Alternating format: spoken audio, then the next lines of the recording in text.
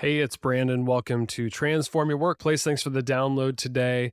If you're trying this for the first time, thank you so much for the download and giving us a shot. If you like what you hear, love for you to subscribe on Apple Podcasts, Amazon Music, Spotify, Stitcher, Google, anywhere that you listen to podcasts. We appreciate the support.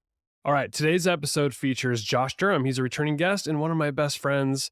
And if you listened to the episode a couple months ago where he's talking about his 5 foundational leadership principles, today we're diving into agreements. He says that we should not let vague promises, misunderstandings, or misplaced risks hinder the success of our businesses. So in today's episode, I sit down with Josh and we take a deep dive into this core principle of agreements. And you're going to get a fresh perspective on what it takes to make sure everyone is on the same page from the initial stages of a project all the way through its hopefully successful completion. Josh has gone through many really large-scale projects in the construction industry, and he describes in vivid detail some of the stories about agreements gone wrong and what he would have done differently. So he's here to share his philosophy on agreements and some of his gifts of failure stories where maybe some things didn't go so well. And he's since learned from those mistakes that have been made either by him or by other people he's worked with. I hope you really enjoyed today's episode with Josh Durham of Gamut Project Solutions.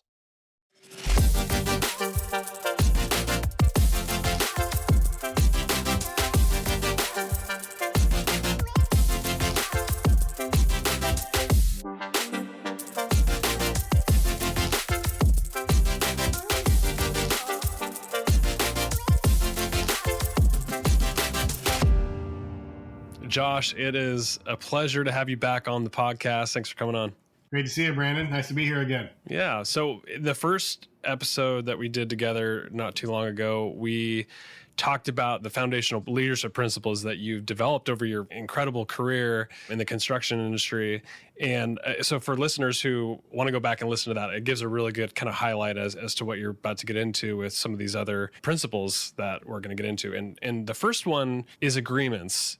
So we briefly mentioned it. I want you to unpack this. Why is it even your first principle that you've come up with on the whole entire curriculum that you've built around the foundational 5? Yeah, it's a good question, and one I had to ask myself a lot as I was forming the foundational 5 guiding principles in this formal format that I now have. These 5 principles we're going to dive through, all of them come from a place of pain for me. I learned them all the hard way. And as I was creating the curriculum and the workshop, I kept coming back to agreements being a part of that pain and all the other principles. Some sort of agreement was not understood.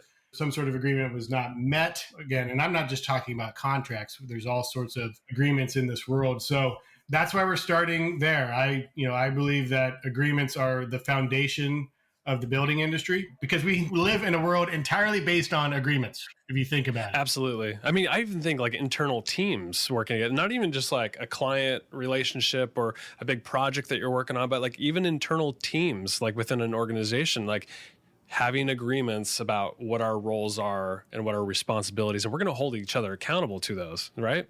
Exactly. Yeah.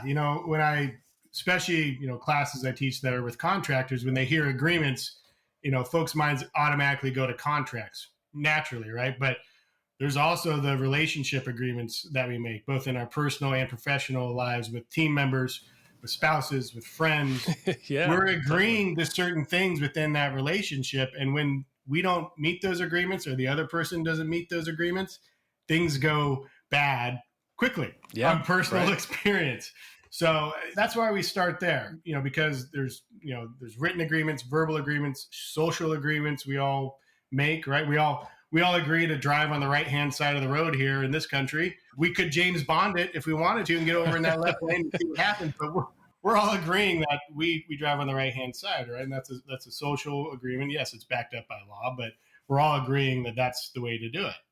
So that's why we're starting there. And the other big piece of this is, like I kind of alluded to, healthy relationships are based on solid agreements where both parties understand what they're signing up for in that agreement, what they're agreeing do, right? Again, whether it's a marriage or a friendship or a professional relationship or, yes, a construction contract, if both parties enter into that agreement, understanding what it means and what their responsibilities are within that agreement, the relationship's going to go good. And we've all experienced the opposite of that, right? Where we're caught off guard. Like, well, I thought you were going to do that. No, I thought you were going to do that. Well, what did we agree to, right? So it creates healthy relationships, which is principle number 5 we'll get to down the road there. And my belief is that if you leave the understanding of whatever your agreement is that you're making with someone else to fate and hope that they understand it and hope that you understand it, you can have really detrimental and damaging things happen to that relationship, to your personal life, to your professional life. There's a lot at stake, period. Yeah. I think what's interesting about agreements too, and starting there, is it, you could both agree on it, both parties or a team or multiple organizations, whatever it is. If we all agree to this, it's time to move forward in that relationship. It also gives you an out as well. If you don't agree to the terms, it gives you a chance to say, this is not actually a good fit. I could walk away and it's fine. You can wash your hands of it and no damage is done, right? Have you ever walked away from anything because of the agreement didn't match whether your value system, money, responsibilities, anything like that? For sure. More so now than I ever did before, right?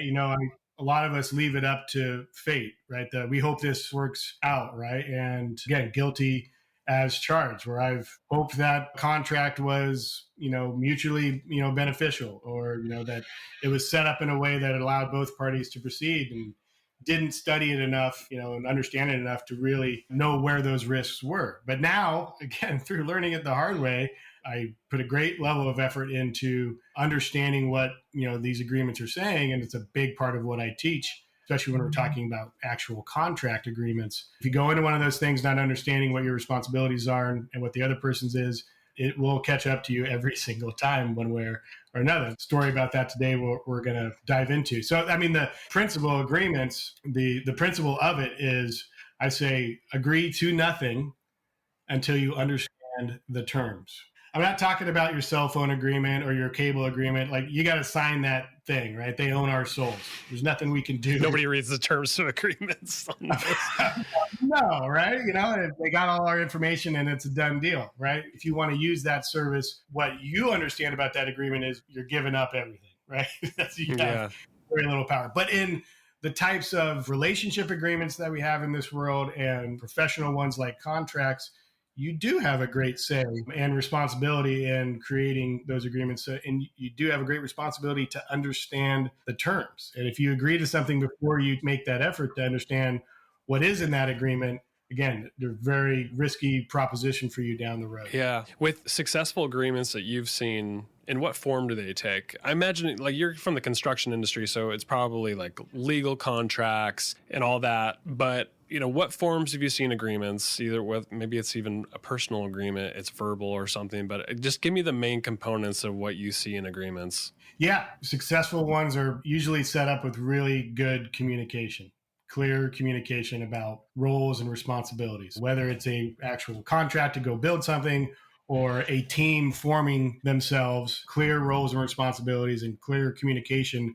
about what those roles and responsibilities are before you get into the thick of it, the thick of the relationship or the thick of the project, having those outlined at the beginning and all parties saying, yep, I agree. Like, this is what I'm responsible for, and that's what you're going to do, is what basically sets up a solid agreement. Like, clear communication up front and not shying away from disagreements at that point when you're setting it up, right? Right. Yeah. That's the time to negotiate the agreement, right? Exactly. That's the time to get that stuff out on the table and shift around responsibilities within that agreement to the party most appropriate for taking it on and dealing with it. The wrong time, and what I see, more often than not, is to try to renegotiate terms once an agreement has been, executed, whether it's a marriage or whether it's a construction contract, trying to renegotiate what the responsibilities were when you signed up to be married when you're 4 or 5, 10 years in. That's not the right time to do it, right? It doesn't mean it's not going to happen, but that, again, is a much more challenging conversation than when you're getting into that relationship, right? So part of agreements are disagreements, and having them, you have to speak up when you disagree. We talk about that in communication a lot. That's what helps set these things up for success. What are the common pitfalls you've seen in agreements, whether it's like an agreement was executed and it was like something's missing, or just, I know you've run across this where you've had pitfalls along the way, or you've seen people make huge mistakes in the agreements that they've established. Yeah, I think speaking specifically to legal agreements, just talking about that, where I've seen probably the most pitfalls, a few key things that come up over and over again, often in these legal agreements, whether it's a construction contract or otherwise, a party gets a draft copy of the contract, the agreement, and they don't read it. Oh, no. Because that's the time where you'd want to strike things or add things that really would serve your interests. Yep. And people just don't read it. Interesting. They just don't read it. It's like, oh, it's just the contract. No, it is the agreement. It is everything. It's setting up the whole thing. So binding, legal. Right. And that happens over and over again. A lot of that comes back to folks just feeling that they don't have the time or expertise that it takes to really understand it. So again, they're hoping that they'll sign it and that the relationship goes okay, right? That one happens over and over again. Vague agreements, vague terms in legal contracts that don't have clear deliverables, clear timelines, clear budgets, in some cases, clear scopes. All those leaving undefined or gray areas in your contract, again, creates the opportunity for a misunderstanding down the road. That happens over and over again. I can't tell you how many contracts I look at where the terms are undefined. Like I can't pick out of it what that scope is or what that agreement was. Like someone that is not a party to the agreement should be able to open that thing up and say, oh, okay, here's what they were going to do. Here's what they were going to do. Again, when you do that, it just creates an opportunity for a misunderstanding of the relationship going into it. I think the biggest thing that when we're talking about legal agreements, that is a pitfall that happens over and over again is the various risks within that agreement are getting assigned to the wrong party.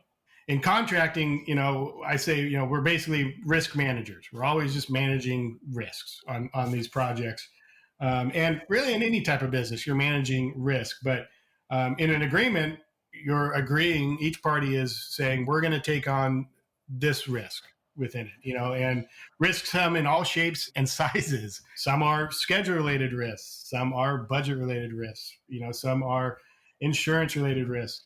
And if the wrong party in the agreement is being asked to take on that risk, they are not most capable of mitigating it during the course of the agreement, you're going to have problems down the road.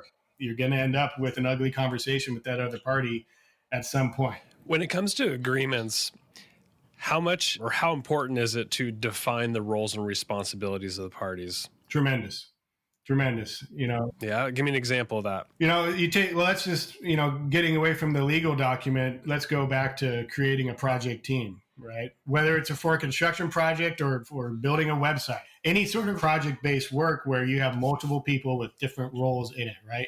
If I said, hey, Brandon, you're going to be the systems engineer on this project we're going to deliver, and we start in 2 weeks. So get with Sally and, she's going to be the project manager. Get with Sally and, I'll check in with you in 6 months. And that's all we talk about in setting up that role and responsibility. And I don't give you a clear list of what your deliverables are, what your responsibilities are, and also talk about what Sally's are.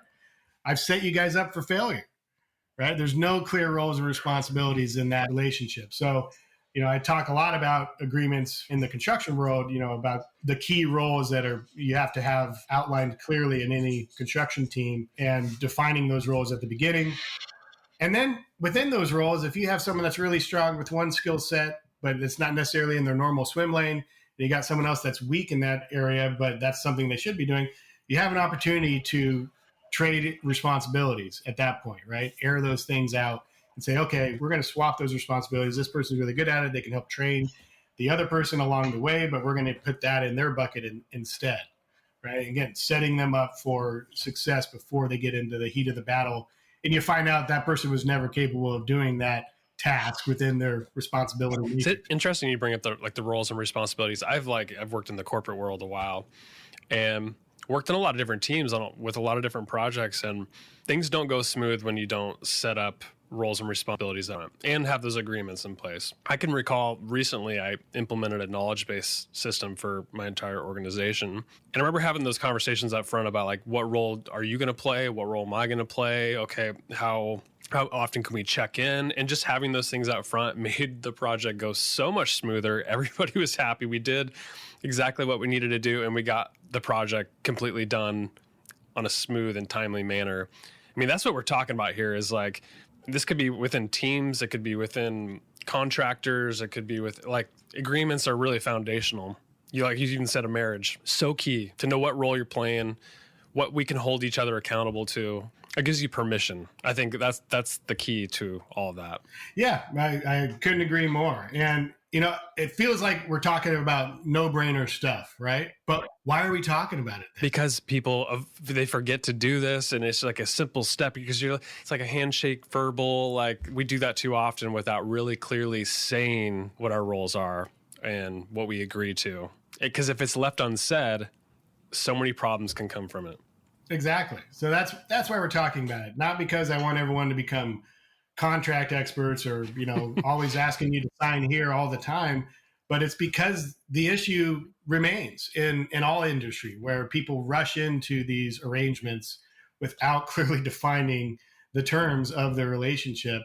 Again, whether it's a contract or a personal relationship or just creating a team to do a project, we skip this step because we're all in a hurry and no one feels like they have the time to plan it out. But the reality of it is, if you take the time up front to get all this on the table, get it clear, clearly defined what your agreement is all about and who's responsible for what, you're going to save yourself the time on the back end and build momentum into your next agreement, your next project. So you're not scrambling all the time. Yeah, right. Speak to the audience that may not have a need or the ability to have like a legal contract agreement versus like, let's say it's with a team. What kind of expectations are within that agreement? How do we clearly define what is in that agreement with, let's say, a team or something that's not legal based? Yeah, I think, at the team level, it's up to whoever's forming that team, whoever the executive or leader of that team is going to be. At first, the onus falls on them to set up clear swim lanes, for each person that's going to be on that team. And I use the term swim lanes because you can cross over a swim lane. There's not a concrete wall in between each one. And my expectation with a high performing team is that you're going to share these lanes and you're going to weave in and out a little bit. But it's up to the leader they have expectations of each person, right? And their first step should be writing out those expectations for what each person is going to play on that team. And then they can't keep it to themselves. They need to share it with that individual. It should be a shared document, right? Right. And then they should share it with the whole team. And before you get down the road on the project and everyone's getting frustrated with each other, you have to have time to talk about these things as a group, everyone's roles and responsibilities and the expectations, the deliverables, the timeline before you get underway. Otherwise, you're sowing, cynicism and creating an opportunity for people to really get annoyed with each other because they don't understand what the other person's role and responsibilities were. So that goes back to, the leadership setting the project team up correctly. I say, when in doubt, draw it out. Don't leave any mystery to it. If you leave mystery to what each person's roles are, they're going to have to guess, and ultimately everyone's going to be disappointed because you haven't clearly defined what it looks like. Yeah, and I think like another leadership principle that is like foundational is like accountability. And how do you hold somebody accountable if you don't have working agreements in place? Makes it a lot harder, doesn't it? Exactly. Yeah, you just end up becoming frustrated, and you end up getting cynical about that person. Again, it's just counterproductive. It's okay to get frustrated when projects aren't going well, but if you've set yourself up for that, you need to look yourself in the mirror and say, well, what did I do to help prevent this before we got going, right? So yeah, that's the way we look at it. In a lot of your presentations, you always have a gift of failure. And I think this is your moment to like help others come along with you and learn from the mistakes that you've made or somebody on your team has possibly made. When it comes to agreements, what is your story? There's so many here, but I try to pick out ones that kind of tie a common theme together throughout the entire foundational 5. And so while I have many, and even experiencing some now through clients who have signed up for bad deals, the one that I share with folks is actually, it's a 2-part story. Actually, it's probably 25 parts, but I share two parts of it in the Foundational Five class. One in the agreements principle, and then it transitions actually right into surprise communication principle number two. So, and I'm gonna try to keep the details generic, just to be kind to everybody. So forgive the ambiguity there, but I'll try to keep it as generic as possible. But the story about agreements, where I found myself in a pit of despair on a project many years ago. I'm about halfway through my previous career and brought on to be the lead project manager on a multi-$100 million project in another state. And that project had already been underway for a couple of years, a multi-phase, this massive project. And so I kind of came in, as the relationship between us and the developer, the owner of the property, had already existed for some time. And that relationship was really had a family feel to it, where we didn't talk about the contract. It wasn't a handshake deal. There was a contract in place, but it was kept away from everyone's eyes. And, everyone was trying to just work it out on the project. And while in concept, that sounds really nice, right? As long as everything's going well, no one wants to go to the contract. There's, people say if you're going to the contract, everyone's lost. And I just couldn't disagree more. You're going to the contract for the first time at the end of a large project, whether a deliverable, a construction deliverable, or any other sorts of projects, then you've lost, because no one's been looking at the responsibilities are in the contract. If you're going to it often during the course of whatever that project is, and you're making sure that you're fulfilling your responsibilities and the other people are making sure they're fulfilling those, you haven't lost. You're doing what you agreed to do. So on this project, it was kept away. It was, no one wanted to look at it. Let's just figure it out as a quote unquote family, and we're going to work through it. So, and we had some, on the owner's side, the developer's side, we had, a couple of really great leaders there, that kind-hearted people. And then the main leader of the overall project on their side, unfortunately, she passed away. Yeah, as we were really getting into the second couple $100 million worth of construction on this project, cancer got the best of her, and very sad for the project, that we lost her. But when she passed away, we really didn't know how much we had really lost. And it's construction though, right? So at a funeral, had a celebration of life, and then the project, tried to quickly move on. Because we're in the heat of the battle, for lack of a better term, right? And so new people were brought in to, fill her shoes. And they, while nice on the surface, didn't really share the same values that she did. And we never paused as a group to reset the expectations or what we have agreed to. And the contract certainly didn't come back out at that point either. Wow. Missed opportunity. It's a big missed opportunity. Again, a regret on my side. We just tried to, build on. And so there was no resetting of boundaries and expectations. And so in our mind, this is a very complicated project with a massive amount of changes, a custom kind of building, one of a kind really in the world. And so with those kind of projects comes a lot of change in designing as we go and figuring it out. And so with change comes dollars, right? And so, a large amount of dollars were amounting on the project that we needed to get into our contract to accommodate all these changes that we made. And it became very contentious. The people who took over, again, didn't have the same kind of values that the previous leader did. And they became very contentious quickly once she was gone. And it all of a sudden, before we knew it, we were in the fight of our lives to try to get paid for the things that we knew were legitimate things, right?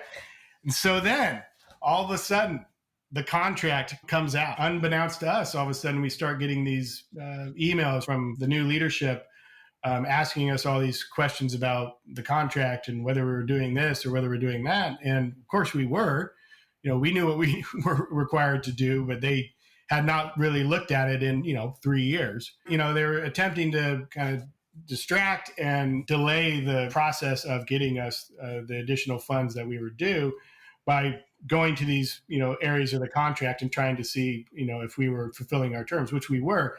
But it became extremely contentious and communication was breaking down.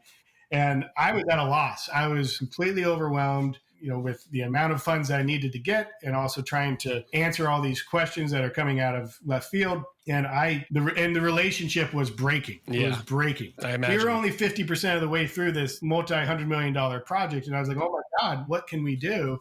And so around Christmas time one year, which is a good time, I think, for people to try to reconcile relationships. People are more open-hearted, it seems. I came up with the idea that I'm going to burn the contract. I'm going to get a torch, and I'm going to burn the contract. Oh. And so, yeah. And so, my stories always involve like fire and water and stuff. So I got a hold of the leadership. They didn't know what I was going to do, but I got a hold of them and said, hey, I'd like to meet on site today, in the afternoon to talk about how we can move forward and fix things. And so then I printed out this entire contract, a few hundred pages, right? I asked one of my laborers on the project, hey, go get me a torch. I need a blowtorch. And he was like, what?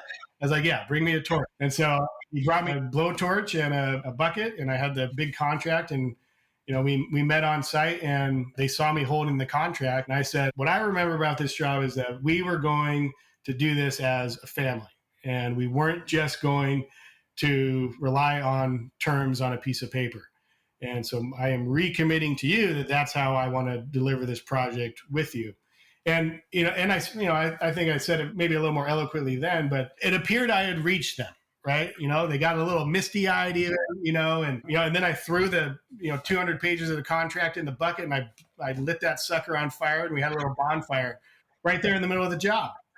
And it was a neat moment. It even started snowing on us right there and then. And, I thought like, okay, I got through to them. And all the leadership on my team, I told them what I did. Obviously it's a symbolic thing, right? I told them what I did, and they're like, wow, that's a little crazy, but that might just work.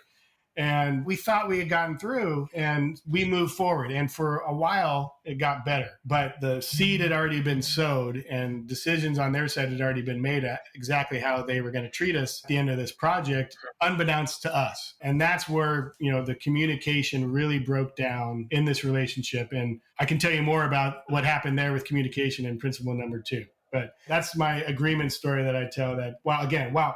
On the surface, good sentimental move potentially, and made the relationship a little better for a while. But ultimately, we never reset our boundaries and expectations within the agreement, and we tried to move past it. It was, the damage had already been done at that point. So no matter what charade you were going to do, it was already too far gone at that point. It sounds like if you would have done this all over again, and you weren't there from the very beginning either. It sounded like you came in and then people changed because of that untimely death, and then probably some other changes on their team, and the players had all changed. You probably needed to realign earlier, but even if you could have at the very beginning had that agreement that you referred to on a regular basis. I mean, a 200-page document, there's got to be a lot of stuff in there.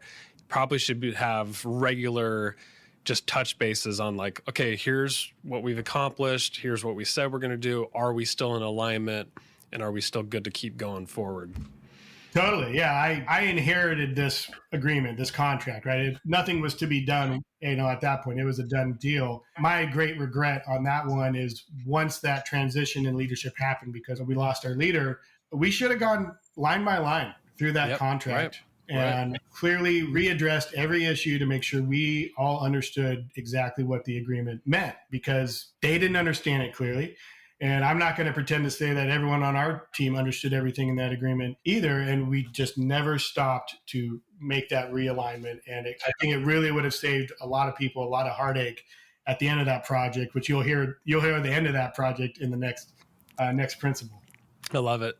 Josh, thanks for sharing that story. Anything else you want to say about agreements? I know we're going to have you back on, talk about the next principle, but as we close this one out, any other thoughts? Don't leave them to fate. Understand them. I love that. Good advice. Well, thanks for sharing the story and your insights on your leadership principle of agreements. It's good to have you back on. Awesome. Thanks, Brandon. Talk soon.